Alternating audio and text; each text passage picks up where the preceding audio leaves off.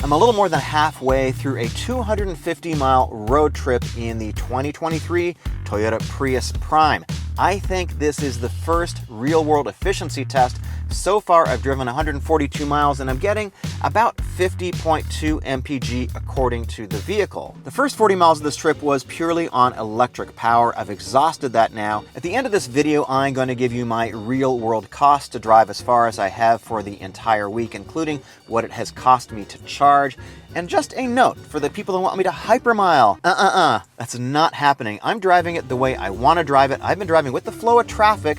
So far, I've been averaging anywhere from 60 to 80 miles an hour. Yes, driving over the speed limit. And so far, I've been getting about 50 miles per gallon. We'll see if my actual calculated numbers agree with that. I'm in the mid-grade XSE package, which starts at about $35,600. This car is optioned out to about $38,000 with destination and a sunroof and the big 12.3-inch display. This is probably the fourth time I've driven the new generation Prius. So I'm going to give you my driving impressions, and actually, I've learned something that I don't think I picked up on in the first couple of times I drove this. So this is rated for about 48 MPG combined. That's full throttle right there.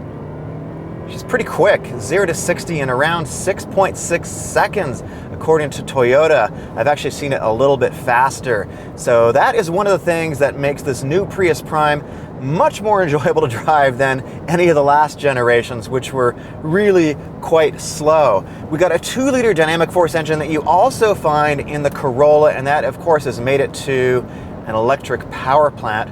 And the electric motor alone makes about 160 horsepower, combined about 220. And that makes this the sportiest Prius I've ever driven. Not to say that this is a sports car by any means, but it has good sporting bones to it. And what I mean by that is the chassis is really good. It's really solid. This is a very taut chassis. It doesn't flex. It doesn't have a lot of vibration that you're getting in through the road. And that means they can tune the shocks sort of the way they want to. And there's a lot of comfort in this vehicle. Now, we're not talking about adaptive suspension or anything like that, but we're talking about pretty good ride quality. And right there, going down that hill, I was doing about 65 miles an hour, and I checked the sound level on the way up on the freeway, and it read about 59 to 60 dB. So some people were saying it is pretty loud in the freeway, and I will say it's not the quietest car I've driven in the freeway, but it's not objectionably loud. So the people that were thinking, man, this is a really loud car, actually, it's not. This is quieter than the last generation Prius, and the overall level of refinement in here is just night and day compared to the last generation Prius. So I thought I'd take you on this beautiful little winding road up here in wine country near Santa Barbara just to talk about the dynamics and the handling of this. So when I spoke with the engineer, the chief engineer for this car, and I asked him about some of the differences between the regular Prius and the Prius Prime, I noticed that the steering I thought was better. And I confirmed that with him, and he said, yes, we have less assist in this Prius Prime. And part of the reason is they've retuned everything in this car because this is a little bit heavier than the regular Prius because this battery is bigger. This is a 13.6 kilowatt hour battery, and that means you can get about 40 miles of range. But what I'm talking about in terms of the tuning is that I've got a little bit more steering feel. The car is a little bit heavier, and he's taken out some of the steering assist. And right now I'm in eco mode, but I can quickly switch it into one of the other modes here. Let's put it into sport mode. And not that the car becomes sporty particularly, but the steering heavies up, it firms up a little bit. Now, we still have that sort of decoupled sound with the engine and the CVT transmission. So I'm going to come up to a stop sign here, I'm going to hit it. You're going to hear the typical sort of whine of the CVT in the motor. And for some people that sort of bothers them. I don't think that's a particularly big deal, especially in a car like this, but let's go full throttle here.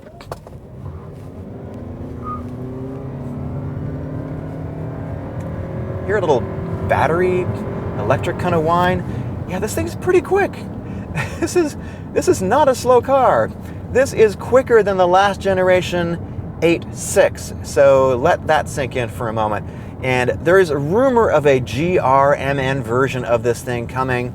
I don't know if it's going to come to North America. I'm not really sure if that's a real thing, but apparently there is a version in Japan. And this thing has a lot of technology in it. And you can tell I'm not driving it conservatively. I'm driving it like I stole it, just to piss off the people who want me to hypermile. because I don't hypermile. That is not my style. Sorry folks, that's just not it. It's still showing me 50 miles a gallon on the dash, so we're just gonna drive it the way I want to. Toyota says this is gonna get 48 miles per gallon combined, but the nice thing about this electric motor, when you're driving in EV only mode, it says you can drive up to, they're estimating 39 miles in EV only mode in this XSE trim. When you go to the SE trim, you get a little bit more. I think it's 41, and I've seen as high as 45 miles on EV power alone, and that's really significant. In fact, I've driven 3 charges full just on EV mode, so about 129 miles. And again, at the end of the video, I'm going to put up my total driving costs. So here's sort of the equation with this car. It's that you can drive it in the city, go to work, up to about 20 miles each way, and basically use no gasoline at all. Now, depending on the state that you're in, that can be pretty inexpensive if you can charge at home. And I would definitely only do this if you can charge at home, because once you pull up to, let's say, a ChargePoint station or an EVgo or any of the public charging stations, your cost per kilowatt hour is probably going to equal what you are getting for gas in a car like this, because this is a super efficient car to begin with. So the idea is you can charge at home or you can charge at work pretty inexpensively. And I've charged this up 3 times. I do have a fast charger at home.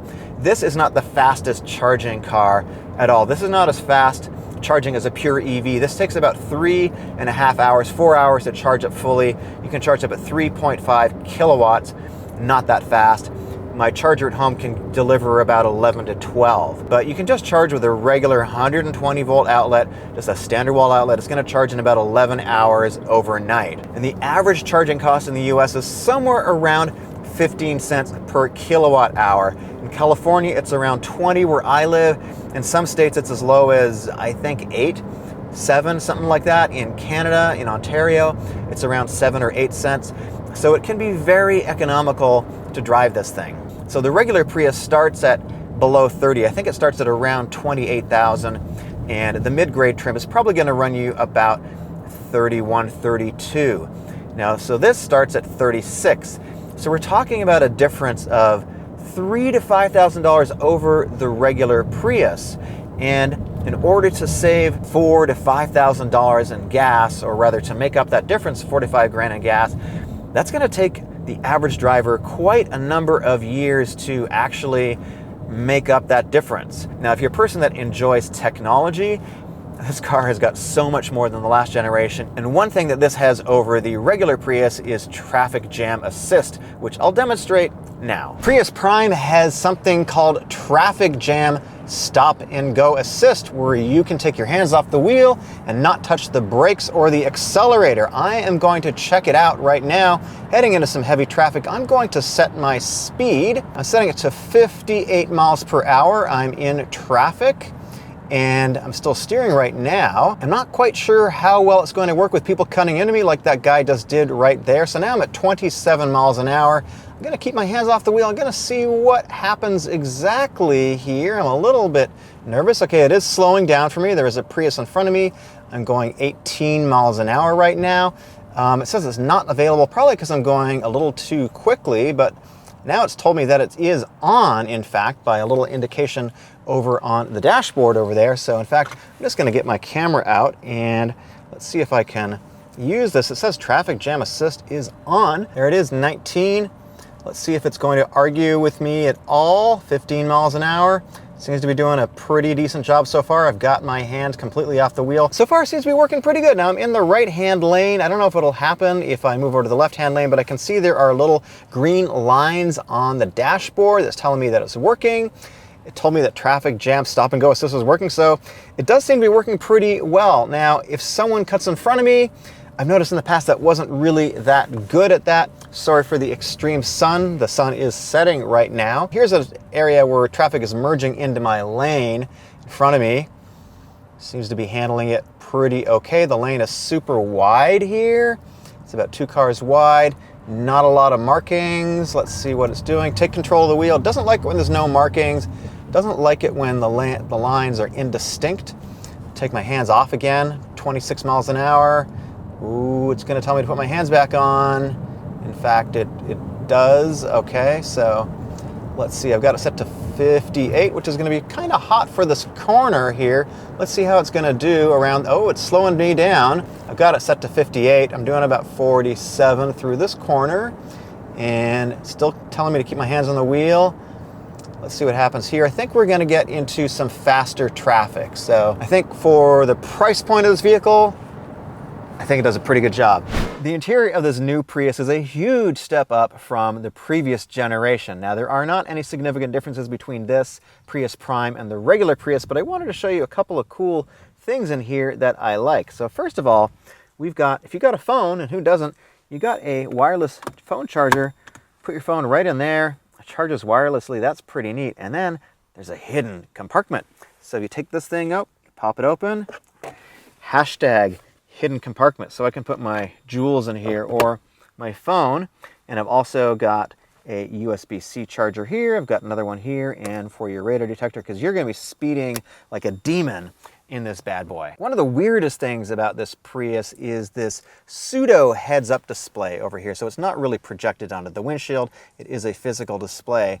And I think it's actually pretty information filled. It's pretty good. You've got a lot of data here. You can configure it quite a bit. In order to see it, I have to have my steering wheel pretty much down in my lap. Now, it took me a minute to get used to it, to have the steering wheel down kind of low, but actually I think it works out just fine for me. The back seat has a little bit less space than it used to. So again, I'm 5'9", and I'm kind of like, I got maybe an inch here. So if you're like over 5'9", if you're 5'11", I think you might be touching the ceiling a little bit. So the trunk space is pretty adequate for a person of my stature, as you can see. And it's actually fairly useful back here. Now, one thing to keep in mind is that the Prius Prime has just a little bit less cargo space than the regular Prius does because of the battery placement and the electric motor back here. But you do have some secret cargo space back here where you can put your secret goodies. I don't really know what those are. And you do have a charger over here so that wherever, if you're on the road, you can just plug this into a regular 120 volt AC outlet and you can charge to your heart's content with this bad boy. One of the most unique things about the Prius, I'm not kidding, is the door chime. Listen to this. And if I lock it, how cool is that? It sounds so Tron. I think this is a beautifully executed design. It has this really sharp rake for the front windshield. The rear kind of trails off. It's a very aggressive, very subtle looking car in a lot of ways. Let's talk about my total expense for the week. I drove 356 miles and that cost me $27.90. Let's break down the MPG. I charged it 3 times at home and I drove 127 miles on EV range alone. That cost me about $7.14 to charge the car. The road trip that I took was a total of 256 miles. 45 of that was on electric power alone. I made sure the tank was full before I started, and the total cost was $23.47. That's 4.15 gallons worth of gas at about $5 a gallon for $20.76. Plus it cost me $2.71 to charge. My total efficiency for the 256 mile trip, including the 45 miles that I drove just on EV range alone, plus 211 on gas, came out to a combination of 61.6 miles per gallon. If you just take the gas portion, the 211 miles, I was getting 50.8 miles per gallon. The EPA estimate is 48 miles per gallon combined, so getting nearly 51, I think, is pretty good. This car seems to be very popular in the media, and I understand that these are pretty difficult to get without dealer markup. I definitely would not pay dealer markup for the car. Would I pay $38,000 for this car? It's kind of a hard pill to swallow, knowing that the regular non-prime Prius is about $3,000 to $5,000 cheaper, and it's going to take a long time to make up that difference. But this car does have some nice tech, and if you want to plug in and you want to use basically no gas, this is a pretty good way to do it. This is a car that I would personally own. I think it looks really good. I like the design a whole lot. There's another video right over here if you want to check out more Prius stuff. My name is Eric. Thanks for watching.